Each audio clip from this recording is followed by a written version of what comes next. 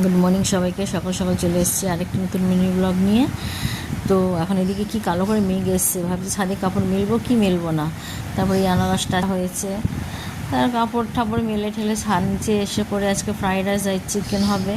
Chilli চিকেনও বানাবো, পরে বানাবো। তো এইটা এখন একটা চূর্ণ বানাবো, যার মধ্যে হচ্ছে পানমৌরি, জিরে আর জোয়ান তিনটেকে হালকা ড্রাই রোস্ট করে পরে ডাস্ট করে রাখবো। এই গলা জ্বালা, বুক জ্বালা, এটাতে সত্যি খেলে পরে আমি দেখছি আমার অনেকটাই কমে গেছে। খুবই ভালো।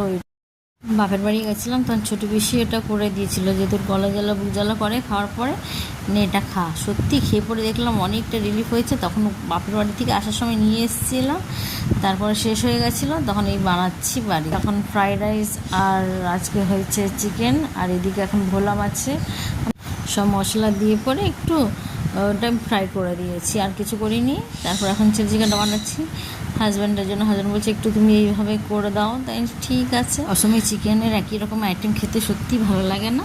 হাজব্যান্ড চিলি চিকেনটা একটু বেশি পছন্দ করে। একটা আবদার রাখতে গিয়ে আরেকটা পড়লো ঘাড়ে।